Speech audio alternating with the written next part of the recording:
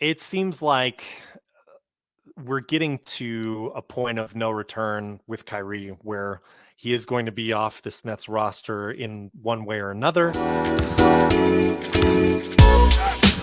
thought enough things have come down the pipeline. The snowball has rolled down the hill and turned into a full out avalanche. And we need to talk about the Brooklyn Nets and things that have gone on in the past week. There's been a lot of noise on this. I'm sure you diehard NBA fans, which why would you be listening to this podcast if you're not at least a casual fan of the NBA? Even casual fans have seen, I'm sure, what's been going on with Kyrie Irving. We just got breaking news about that. This has been in the headlines for nearly a week now by the time you listen to this. And we just got word of some recent developments with Kyrie Irving. So without further delay, Justin, I believe you have the press release. Can you fill us in on what's going with Kyrie Irving? Yeah, exactly. So Nick Friedel, who was known for getting into the spat with Kyrie Irving, tweeted this out. Is an official Brooklyn Nets press release. So whenever you watch shows when they're reading a lot, that's never good news. So I'm going to try to be concise with this statement from the Brooklyn Nets here. It says, quote, over the last several days, we have made repeated attempts to work with Kyrie Irving to help him understand the harm and danger of his words and actions, which began with him publicizing a film containing deeply disturbing anti-Semitic hate. We believe that taking the path of education in this challenging situation would be the right one, and thought that we've made progress with our joint commitment to eradicating hate and intolerance. We are dismayed today when given an opportunity in a media session that Kyrie refused to unequivocally say that he has no anti-Semitic beliefs, nor acknowledge specific hateful material in the film. This was not the first time he had the opportunity, but failed to clarify. Such failure to disavow anti-Semitism, when given a clear opportunity to do so, is deeply disturbing, is against the values of the organization, and constitutes conduct detrimental to the team. Accordingly, we are of the view that he is currently unfit to be associated with the Brooklyn Nets. Wow. Oh man, that is damn. We have decided that Kyrie will serve a suspension without pay until he satisfies a series of objective remedial measures that address the harmful impact of his conduct, and the suspension period served is no less than 5 games. Wow. So what I want your reaction to that, and then I'll give mine real quickly. Yeah, so real quick, let me set a little background Sure, just because please. we're jumping into this really hot, Yes. which is fine. I want that. So about a week ago, Kyrie had tweeted out, I believe he had an Instagram post related to Alex Jones. So that, of course, set everyone on fire. Then he tweeted out a link to a documentary that is still available on Amazon. I'm not going to mention it. I don't know this documentary. I haven't seen it, so I can't really evaluate its content. But you hear the reaction from that press release there and the consequences that Kyrie is facing. I will also mention before this, I believe it was just yesterday, it was announced that Kyrie and the Nets were both going to pay $500,000 to the ADL, the Anti-Defamation League, correct? So that punishment has already been handed down. It seems sort of like a punishment, but something that Kyrie did opt into and agree to do. So that already came down. Kyrie Irving had some media interactions this morning that press release was alluding to.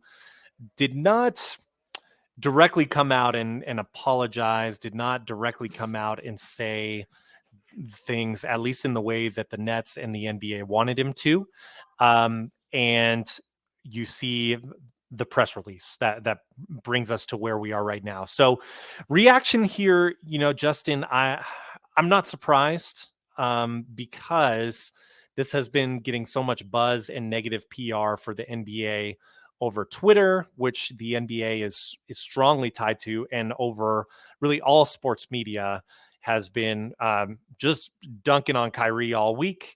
And Kyrie, as has been his brand, through COVID, he refused to get vaccinated. He made that choice for himself. He's done several things in the past. He kind of had this flat earth thing several years ago. that he mentioned on a podcast, but didn't really say he believed it, but kind of said like, I'm just telling people to do their own research. So, it's sort of this Kyrie pushing the buttons of the media and then kind of having this attitude of, well, you guys are idiots. You guys are, he told Nick Friedel, like, oh, basically, you're trying to be a hero. You're trying to get content, trying to look like Superman by dunking on me in this press conference or whatever. I'm paraphrasing, but that's essentially been all along for several years a very adversarial relationship with Kyrie Irving and the media. And I think that is more so what this is about. But now they have something on him with the link that he tweeted out to that documentary that they are not going to back off on. He's, because of that adversarial relationship over the years, he's not going to get mercy from them. The NBA, from a business side of things, again, I haven't seen the content of that documentary, so I'm not commenting on that. But from the business side of things, this is overall, in the NBA's eyes, a negative, and you see the suspension, which was handed down by the Nets, but I believe the NBA certainly has been in talks with them. So I guess, long story short, my reaction is no surprise. Justin, I'm sorry, that was a mouthful. Please give me your thoughts as well. Yeah, I want to read one more thing and I'll give my thoughts. And this is from Adam Silver, and this is before this suspension went down. So the commissioner said, quote, Kyrie Irving made a reckless decision to post a link to a film containing deeply offensive anti-Semitic material. While we appreciate the fact that he agreed to work with the Brooklyn Nets and the Anti-Defamation League to combat anti-Semitism and other forms of discrimination, I am disappointed that he has not offered an unqualified apology and more specifically denounce the vile and harmful content contained in the film that you chose to publicize. I will be meeting with Kyrie in person in the next week to discuss the situation. Another note I want to make is inside the NBA, Charles Barkley slammed not only the league, Adam Silver, but also the players for not stepping up in this. And I think that is valid. I co-sign that 100%. I'm going to try to be concise because we try to keep this within 30 minutes. Sure. I think what Kyrie did was intentional. I think it was despicable. I agree with you 100%. This combative relationship with the media, it was a layup. I mean, once this happened, the media was all over it to attack him. Sure. So totally, I agree with you there. Sure. So I don't think we need to go into dissecting it. I think it's pretty clear about his comments. Not so much his comments, but him endorsing this material is pretty vile. And then him, not unequivocally just denouncing this and just admitting he made a mistake, I think is to say it's a faux pas understatement. What I want to ask you, Matt, in this press conference that stood out to me that I had a strong reaction to is the quote that we have decided that Kyrie is currently unfit to be associated with the Brooklyn Nets. Is there a possibility of them just trading him?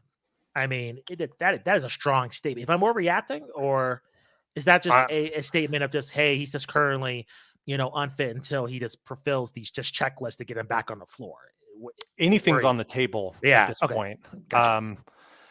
Robin Lundberg, who has been on the show before, kind of was hypothesizing, and I wanted to make sure to give him that shout out because I read this, but he's hypothesizing, and he has connections in New York, that Kyrie is going to be cut over this. Wow. So not even trading for value, but outright waived. I don't see that as highly unlikely at this point. I see that as a definite possibility.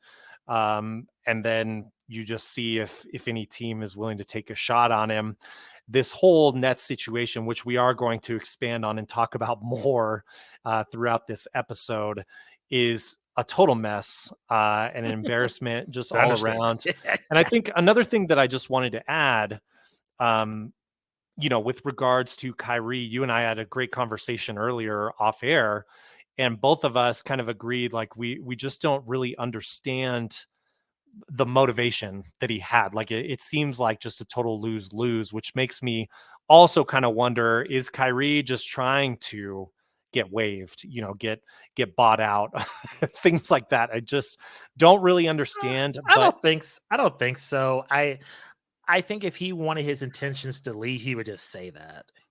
I think by doing this, you're just putting a lot more crap onto yourself. Just just do the normal thing like Carmelo, just say you're unhappy, or like we've seen from other players, you just want to bounce, so just subliminal tweets. Like, I think by doing this, you're just further hurting your reputation throughout the league, in my opinion. So Yeah, it seems like we're getting to a point of no return with Kyrie, where he is going to be off this Nets roster in one way or another. We'll see what happens. We'll see if that can be mended. Another thing I wonder, and I know we got to move on, but another thing I wonder is just what specific milestones do they have set for him in terms good of question. this discipline? Yeah. He's already given 500 grand. Yeah. Uh, and I'm not sure, because he seems like a guy, whatever you think of his positions, and there are lots of opinions on that. It does seem like he strongly believes in his convictions when he goes for something. We've already seen him go in terms of the vaccination, medical rights type of thing last season, where he sat out most of the year, the vast majority of the year, and bought tickets to a Nets game to prove his point. We've seen him go that far. So I do think too, if it's something that, in Kyrie's mind, I'm not saying, again, not a moral judgment whether this is right or wrong.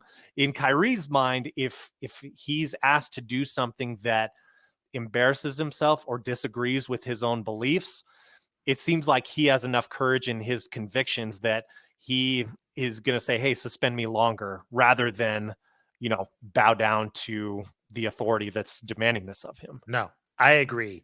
And that's why I don't buy this whole, oh, I'm not an influence. Oh, I didn't know about liking this. He knows what he likes. I mean, he has a strong belief in himself. This is not an accident. This is not a mistake. He knew exactly what he was doing in terms of doing this. So to me, in the press conference where he seems pretty this insincere, it's like you were saying, where we had our conversation off here, very confusing. So I agree. I think he's going to double down.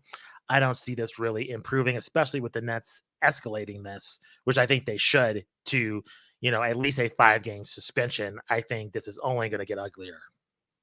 Yeah, and I do wonder, again, we don't know. You don't know, I don't know. Yeah, we don't know. It all makes me wonder, is there like some bigger ulterior motive that he's got with all Hmm, these things? see, I mean, you would think he would know posting the link that he did would be controversial in some fashion or you would another. think He's had that's bouts common with the sense. media before. So I don't think he's surprised at the reaction he's getting. Makes me wonder if this is like his final battle with the media, so to speak, especially if Oh, he's about to get waived or whatever happens. yeah, So yeah. I know we got to move on. Did you have any last thoughts with No, that? we could All spend right. like an hour and a half on this. I think we should just probably there's so much with this team. Yeah, there's so much. Yeah, You guys, if you have any thoughts on this that you want to yeah, comment, we certainly would love to see your perspective on that as for well. sure. Hoopsologypod@gmail.com. Please send us your That as emails. well. Yeah, Yeah. we'll do mailbag at some point here.